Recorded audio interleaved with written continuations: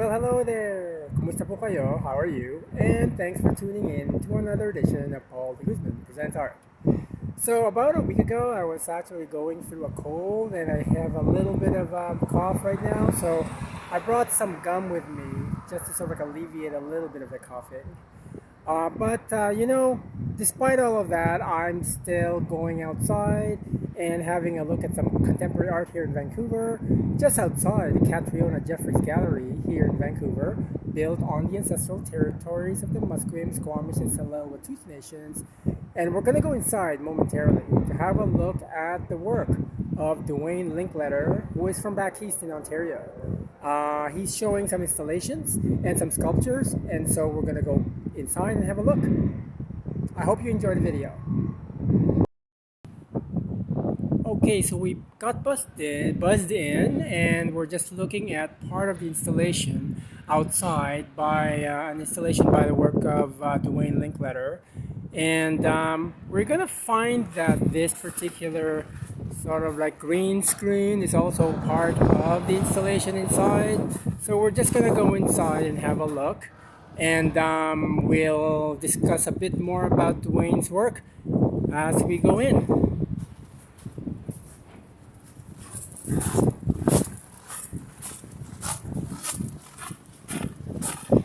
So I know there's a little bit of silence right now because I don't really want to talk too much because it might actually cough my head off.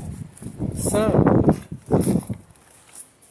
first thing we'll do is we'll pan through the show. There is a very big structure in the middle of the gallery.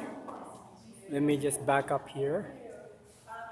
And then we're just gonna go and have a look, a walk around, and then we're gonna go and discuss the work. There's a lot of components with this work. There are some sculptures over there. There are some paintings everywhere. Here, let's just focus on this one. You know, this is the third time I visited the gallery, and when I just saw this from looking at my video camera or my cell phone, and it looks like the map of North America. But we're gonna go in and have a look further and kind of discuss a lot of the things that the artist is really interested in. The scaffolding has 3 levels to it. And on the very top level, there is a drum set. I don't know if you can see that. There's a drum set up there. And so this part of the video, I'm just going to do a bit of a description first. There's also these elements of domesticity, like for example, this set of dressers that is devoid of the pull-outs. So we're going to go and have a look on the other side now. There's also these paintings that have some sort of, well, this particular painting anyway, has certain sort of like biological eye motifs in them. And then when we look up here, there are these paintings that kind of, for me anyways, they're a bit reminiscent of American artist Terry Winter's paintings. I'm going to put a little bit of a description as to who he is, but he's been doing sort of molecular biological type of paintings for many decades now.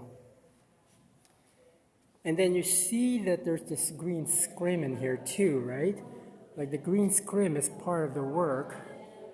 And I guess when you actually go and look at the work, like with the scaffolding, for example, it does tend to sort of like deal with maybe, you kind of wonder why is the scaffolding inside the gallery?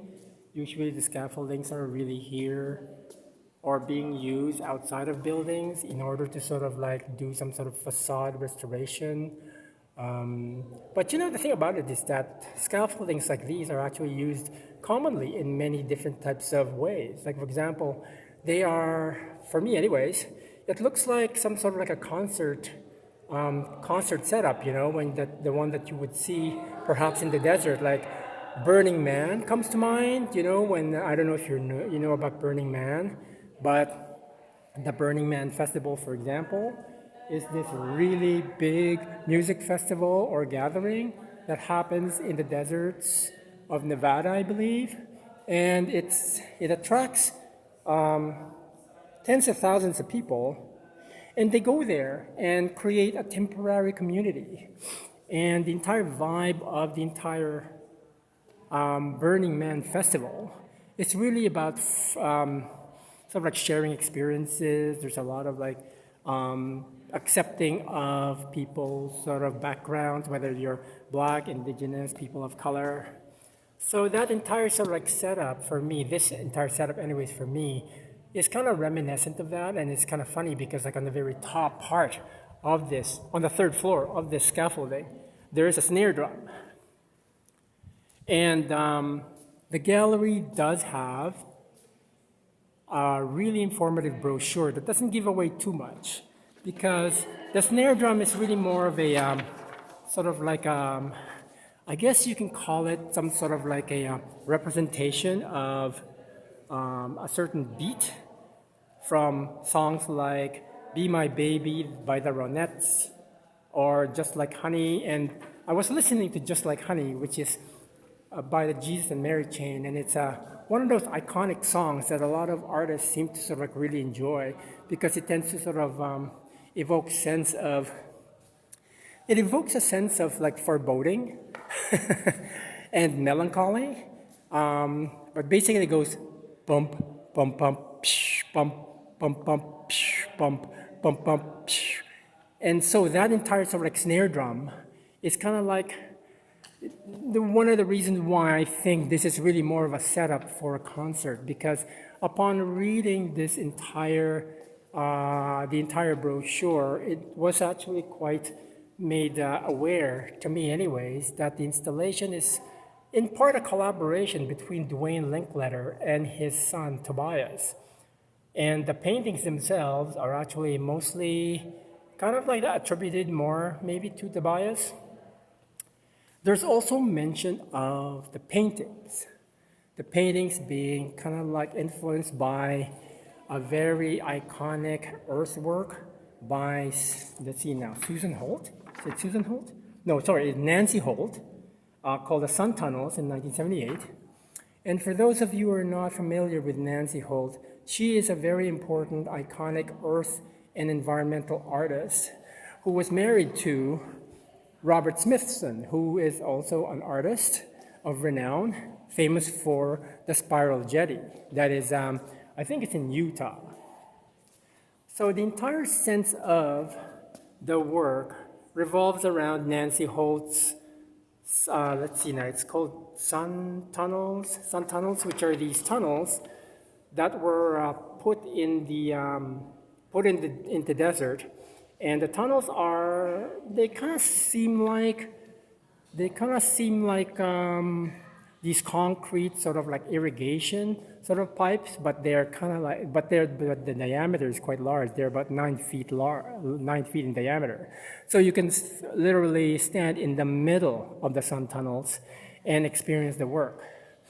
So the orientation of the sun tunnels is also geared towards the summer and winter solstice.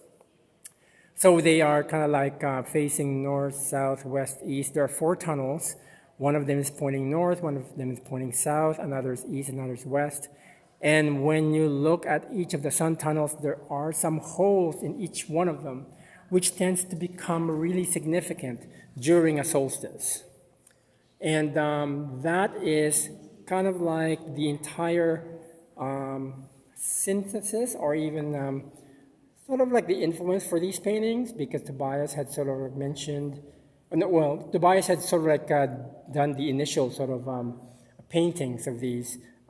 Just if you see all the circular motions, I had mentioned Terry Winters before, but when you look at all the circular motions and sort of like biological, molecular sort of like sensitivities that some of these paintings evoke, it almost feels to me like perhaps an excavation or an archaeological site.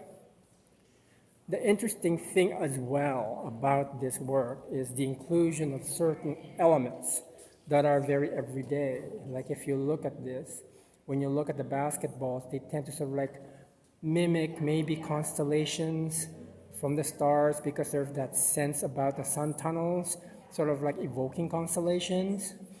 And when you look at also these sort of like emptied sort of like drawers, I can't help but notice or even comment that a lot of the interventions that are being done are in the desert. And you know, the desert is one of those areas where a lot of atomic sort of like blasts have been sort of like experimented upon. And then when you look at, let's say, certain things that are kind of a result of those explosions, you get to see that a lot of the functionality in a lot of the furnitures that they had put in there to see the effects of atomic blasts become non-functional. So the non-functional element of this work, of these furniture pieces, tend to sort of like allude to sculptures. And in the very back of them have these sort of like stainless steel backing to sort of like reinforce that belief.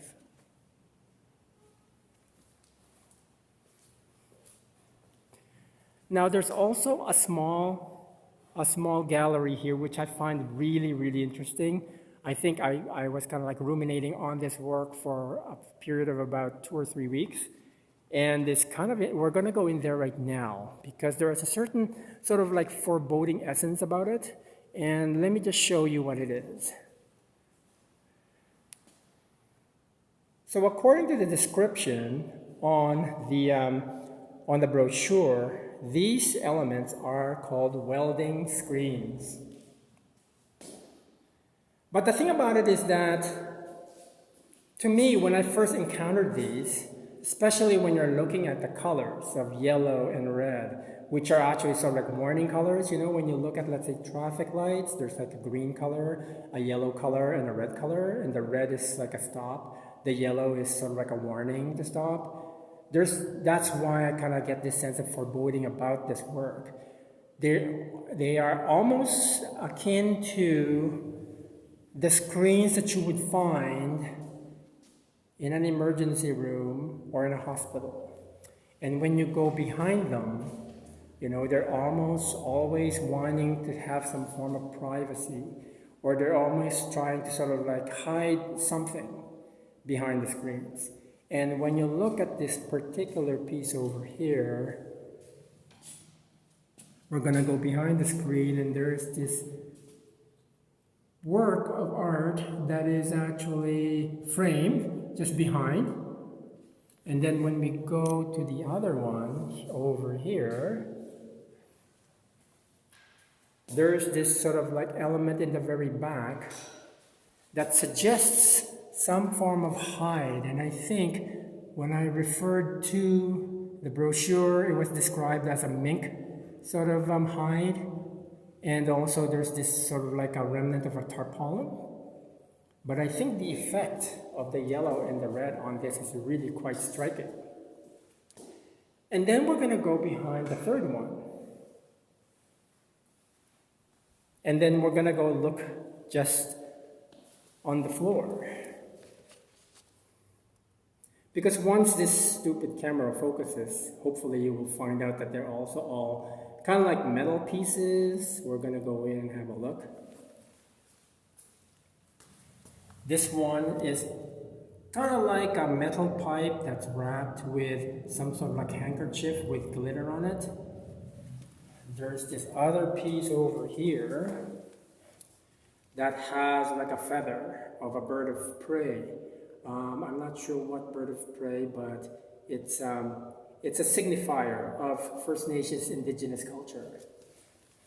And then you also have a look at this one, which looks like a faux chicken or a faux duck, perhaps, maybe a mallard that's made of some sort of like wooden sort of a carving. So we're just going to go back here because I had alluded earlier that I kind of saw the work as first and foremost like a concert hall. And then I alluded to it in terms of perhaps an excavation. And now that when you look at these sort of like pipe fittings on the floor, they tend to sort of like represent bones, ancestral bones, which in a case requires a certain level of reverence about it. about sort of like looking at them, about sort of like cataloging them, or even sort of like researching how old they are. So this entire show by Duane Linklater is called Cache. I don't know if you call it Cache. And in a sense, the thing that I really enjoy about Duane Linklater's work is that it's not overtly in your face First Nations Indigenous. There are certain elements in the work that make you sort of like work for your artistic dollar, so to speak. Because the thing about it is that, you know, there is the movement where there's the indigenous, black, people of color, and when you look at, let's say, the current version of the Venice Biennale, the entire theme tends to speak to that. But there's also this sense about Duane's work that's really quite sort of, I guess, open-ended, you know? I mean, when you look at indigenous culture, there's a lot of things that are still left undiscovered. That's looking at 10,000 years of history. And at the same time, when you look at indigenous cultures worldwide, a lot of them, for example, if not all of them, like for example, the Ifugao and the Igorot in the Philippines, the Aborigines in Australia, and a lot of First Nations tribes or peoples in North America, they tend to share a 10,000-year history. And I think this is just my, I'm just surmising this, is that when the continents of the earth was just one continent called Pangaea, it is pretty much when everybody had sort of like migrated to other parts of the world. And so there's that sense of 10,000 years of knowledge perhaps not being lost. And in a way, I am very, very pleased at the fact that this work doesn't overtly sort of like reference First Nations, but the entire foundation about it has more to do with First Nations and indigenous culture. I'm just going to read you a little bit about Duane Linklater, and then we're going to call it a day, because Duane Linklater, let me just go there. So Duane Linklater is a member of the Moose Cree First Nations, lives in North Bay, Ontario, and his practice explores the conventions of the museum in relation to the current and historical conditions of Indigenous peoples, their objects, and approaches to materials. Working across a range of media, including painting, sculpture, video, he addresses the contradictions of contemporary Indigenous life within and beyond settler systems of knowledge, representation, and value. And just as a postscript, I had a friend who came by to have a look specifically at the paintings, and he was not very complimentary about the paintings. But I think from what I can gather, a lot of the elements in this scaffolding, including the scaffolding itself, tends to be more of like markers or signifiers of culture. And I think that's what we have to sort of like look at them. They are signifiers of culture. And I suggest that you actually make, make some time to actually come over to the gallery to have a look at the work. Catriona Jeffries Gallery is in Vancouver. The show is on until June 28th. And I hope you enjoyed that. If you did, please click the like button. You can also share this on your social media channels. And please consider subscribing to the channel. It's all free for you to enjoy. So thank you again for joining me on this foray into contemporary art here in Vancouver. Maraming salamat po sa inyong lahat. You have a great day, and as always, I hope art informs your life. Goodbye.